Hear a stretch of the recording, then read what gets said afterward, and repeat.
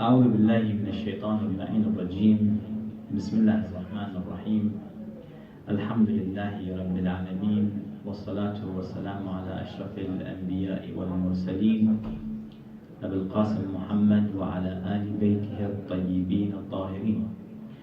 اللهم صل على محمد وآل محمد وعجل فرجهم والعن أعدائهم أجمعين. قال الله تعالى في محكم كتابه الكريم: أعوذ بالله من الشيطان الرجيم.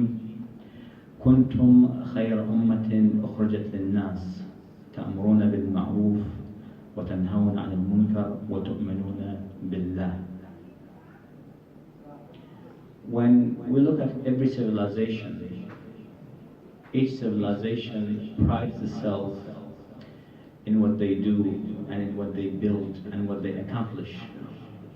Based on that, you see every nation, usually in their stamps or in their books or magazines, they put the things that they pride themselves in, be it tall towers or big buildings or monuments like the Eiffel Tower and stuff like that. They pride themselves in that. And what they accomplish when it comes to technology and science, they think this is how they evaluate themselves, and that's how they become civilized. But unfortunately, Allah subhanahu wa ta'ala says this is not how humans develop, or nations, this is how not it develops, because this ends to be the history, or if you look at the history, civilization before us were much bigger, they accomplished even more, but then they ended up being ruins and nothing else. This civilization that we live in also will reach its peak, and then it will fall like the rest. However, Allah subhanahu wa ta'ala, when He looks at nations, He says there are a few things that makes a nation pride itself and make the nation rise up. Especially Allah subhanahu wa ta'ala, when He talks about the Muslims, when He talks about us, what makes this nation, the Muslim Ummah, the greatest nation? Allah subhanahu wa ta'ala in this verse, He talks about two things that makes this civilization that we live in, the Muslim Ummah, the best amongst all the nations. And within these things that Allah mentions, He says, this is what makes you great. You lose them and then you will fall down. So Allah subhanahu wa ta'ala says, first He says, تَأْمُرُونَ بِالْمَعْرُوفِ, that you enjoying good. If you keep doing that, then your civilization will go up. You will become the best amongst all nations. One. And two, تنهون عن المنكر, that you forbid evil. And three, Allah subhanahu wa ta'ala makes it the third, iman, تؤمنون بالله. So Allah subhanahu wa ta'ala, due to the importance of al-amr bil-ma'ruf wal-nahy an-munkar, He makes iman a third, not the first. And for reasons, inshallah, we will mention why Allah subhanahu wa ta'ala made iman last and amr bil-ma'ruf wal-nahy an-munkar first. We do understand that when it comes to amr bil-ma'ruf wal-nahy an-munkar, which is one of the branches of Islam, as we say, for ad-deen. But unfortunately, it's one of the things that we are not applying. We have neglected al-amr bil-ma'ruf wal-nahy an-munkar to an extent that we made it something not necessary. It's not required to that extent. The dangers of leaving al-amr bil-ma'ruf wal-nahy an-munkar is very great. If we neglect this part of Islam, then our pride, we will lose our pride, we will fail. Our civilization will fail. If we ask ourselves why Allah subhanahu wa ta'ala in the Quran in many verses and the hadith of the Al-Bayt in many times, over and over, they speak so much about amr bil-ma'ruf wal-nahy an-munkar. Why is that? Why is iman comes after, not before? Because we do understand that the environment we live in, if the environment itself is not a safe environment, is not the right environment, there is no point of your iman. If I raise my kids in Islamic uprising, I teach them everything good, I teach them everything they require, but then they leave the house to go to an environment which is corrupted, they will get corrupted. There's no point of their iman. But if I protect their environment, if the environment they live in is protected by amr bil-ma'ruf wal-nahy an-munkar, it's a safe environment, then even if in the house they have no iman, if they go to the outside, they will be affected. That's why Allah subhanahu wa ta'ala says first, correct what's happening outside, then your iman comes later. Because iman, even if you have it inside your house, if you leave and you see the world around you, the roots in your heart, which is the iman roots, they will become much weak. Slowly, you start to forget. We live in this country, this is what's happening to us. We do our majalis, we do read, we do study, but then again we face the outside world. The outside world, we're not doing our duty when it comes to Amr bil Ma'ruf and Nahy anil Munkar. Therefore, our iman becomes less and weaker day by day. And our kids going to that path as we see. So Allah subhanahu wa ta'ala says, first and foremost, before anything else, you need to do that. You need to do Amr bil Ma'ruf wa Nahy anil Munkar, due to the fact that it's extremely important. Therefore, Allah subhanahu wa ta'ala in the Quran gives it a great importance. When it comes to us as Muslims, when it comes to Amr bil Ma'ruf wa Nahy anil Munkar, there are two types when it comes to that matter.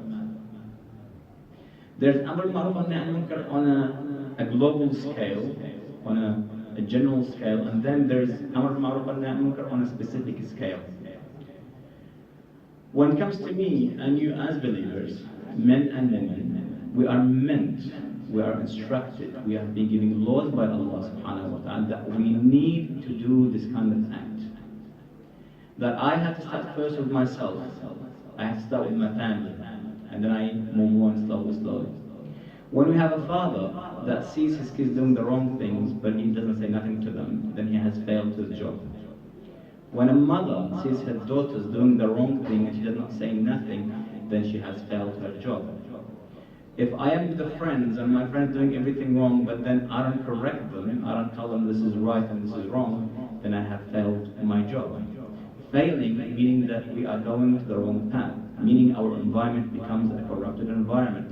So on the general scale, I have to start with myself, with my family, with my kids, and I move on to the society. Society itself has a right upon me that I need to correct it. It's not a matter that I say, well, it's not my job, it's a job for the marja, for the scholar, for the alim. No. This is a wrong misconception. We all have a duty to do. If I go outside and see people being corrupted and going the wrong way or the wrong path, my duty, my Islamic duty, I have to go and ask and tell them this is wrong and have to find the ways to bring them back to guidance. Allah subhanahu wa ta'ala says in the Quran, فَلَنَسْأَلَنَّ الَّذِينَ أُرْسِلَ إِلَيْهِمْ وَلَنَسْأَلَنَّ الْمُرْسَلِينَ. We will be asked as much as the messengers will be asked. The Prophet sallallahu alayhi wa sallam, he delivered his message and he left. The Ma'asumeen delivered their message and they left. But now it's my job. Now it's your job. We need to go and talk to people. If we see someone doing wrong, we need to bring him back to the path. So this is the general Amr bil Ma'ruf wa Nahy anil Munkar that we have to do. It's compulsory. Unfortunately, most of the times when it comes to Amr bil Ma'ruf wa Nahy anil Munkar, we look at it from the fiqh perspective. First, you have to make sure that there's no harm comes to you. Second, you have to understand that the person, is he going to take it, is he going not to take it? So we put 1, 2, 3 conditions, we say, well, they're unfit, therefore I'm going to leave them aside. This does not concern me. We need to leave this alone, you need to leave the fiqh alone and look at the society around you. For example, when it comes to general issues, Allah subhanahu wa ta'ala talks about the believers, the mu'mineen, he says, for example, when it comes to patience, when it comes to prayer, when it comes to general stuff, that we need to tell each other, we need to talk to each other about these things so we correct each other. Allah subhanahu wa ta'ala, when he talks about al-mu'min, for example, in Surah Al-Asr, al-ladhina, he says, tawasaw bil-haqqi wa tawasaw bil-sabr. At-tawas is not me, myself, it's me and you, me and the society. We have to do this action. If we don't, then we will fail. This is if we do it on a general global scale, or if we talk about the society that we're in. Then we have a specific people who do Amr bil Ma'ruf wa Nahy anil Munkar. When it comes to, for example, the prophets, or the imams, or the scholars in general. Their job is to come and talk and preach. Or anyone in that matter who has knowledge, or who Allah subhanahu wa ta'ala blessed him with knowledge, his job is to share. Allah subhanahu wa ta'ala, when he talks about the mu'mineen in Surah Al-Baqarah, he says, الَّذِينَ يُقِيمُونَ الصَّلَاةَ, and then he says, وَمِمَّا رَزَقْنَاهُمْ يُنْفِقُونَ. The ulama, all of them said, infaq is not only money, because we think infaq is only to give money and charity. They said it's more than that. The concept carries more meaning. If Allah subhanahu wa ta'ala has blessed you with knowledge, even in one small thing, then it's your job to do infaq. Your job is to come and preach and teach. Your job is to go and correct. If you know one thing, that one thing could help someone else. Don't keep it to yourself. You need to go preach it. You need to go teach it to other people. Thus, the community that we live in, the society we live in, becomes one piece, becomes stronger, it becomes more God-fearing. If we neglect, society fails. One of our major problems in this country, if we look at how we are not one united, we are divided, is because I say, Fulan is not my problem. This place is not my problem. I don't care what these guys do. And they say, we don't care what they do. Then we become small groups. We become divided. And Allah subhanahu wa ta'ala says, we made you the best nation, now we're going to make you the worst nation. Depending on your actions. The more you do, the more you go up. The less you do, the less you go down. Therefore, it is extremely important that we need to look at Amr al-Ma'ruf and start applying it. Allah subhanahu wa ta'ala says in the Quran, Allah ya'mur bil-'adl wal-ihsan wa ita'i al-qurba wa yanha 'anil fahsha'i wal-munkar. This is the job of Allah subhanahu wa ta'ala. Allah says, this is what I do. Your job and my job is to do the same. I have to look at these concepts and apply them to myself, apply them to my family, then take them outside. Because sometimes we say, well, this person might not listen to me, he might not accept. Well, let him. It's not your choice. If he does not want to accept, so be it. At least you do your job in front of Allah subhanahu wa ta'ala. If He asks you, you know that you've done your job correctly. Because we do, inshallah, through a few nights to come, I will be talking about this issue more in detail, because it was brought to my attention that we have people here, and some people who reached a certain level of knowledge, as they claim. They say, well, Amr al-Ma'ruf and Nahy is not my job. It's the job of the alim and the marja or the imam. Since the imam or the marja are not doing their job, then I have nothing to do with it. It's not my job. This is a very wrong ideology, a very corrupted ideology, a misleading ideology. If we look at the words of Amir al-Mu'mineen Salamullahi alayhi in a hadith, or it's actually from the Prophet sallallahu alayhi wa sallam, he says, and he talks about us, he says, لا تزال أمتي بخير. This nation will become good, and it's so good as long as ما أمر بالمعروف ونهى عن المنكر. If we do our job when it comes to correcting that which is bad and doing that which is good, we will elevate ourselves. As long as we're doing that, we are in a good level. And then the Prophet continues and he says, وَتَعَاوَنُوا عَلَى الْبِرِّ, and they do all the good deeds. فَإِذْ لَمْ يَفْعَلُوا. What happens if I don't do? I say it's not my job, it's not my duty, I don't care. Because one of the brothers, I met him a few days ago, said to him, why don't you attend the masjid? He says, well, there are a few faces I don't like to see, so I don't come. So my job was to tell him that it's not about your friend, it's about yourself. It's about you and God. So I have to do my job and try to bring him back to the masjid. We have to do the same thing when it comes to our friends, when it comes to the youth, when it comes to our kids, to our family members who decide to stay home and watch TV. We need to bring them. It's a duty upon us, it's not a choice. Then the Prophet ﷺ continues and he says, فَإِذْ لَمْ يَفْعَلُوا ذَلِكَ, if they don't do their Amr bil-Ma'ruf and Nahy anil Munkar, نُزَعَتْ مِنْهُمُ الْبَرَكَةُ, and which is very scary. Whatever blessing Allah subhanahu wa ta'ala might give me in my life, it will be taken away. Because I have neglected, I have left my duty. وَسَلَّطَ بَعْضُهُمْ عَلَى بَعْضٍ. You will see the same community, the same people that you live in, they start to fight each other. And this is what's happening to us. Me and my group, and them and their group, they curse me, I curse them. They say this guy is blood, and I say they are blood. And we have this issue with us because we neglected and we failed to do our job when it comes to Amr al-Ma'ruf and Nahy anil Munkar. Then the Prophet ﷺ continues. He says, وَلَمْ يَكُنْ لَهُمْ نَاصُرٌ فِي الْأَرْضِ وَلَا فِي السَّمَاءِ. Allah subhanahu wa ta'ala even he said, if you don't do your job, I can't do it for you. Then يَغَيِّرُ اللَّهُ مَا بِقَوْمٍ حَتَّى يَغَيِّرُوا مَا بِأَنفُسِهِمْ. If you're not willing to change, if you're not willing to put your effort to fix in your community, I can't do it for you.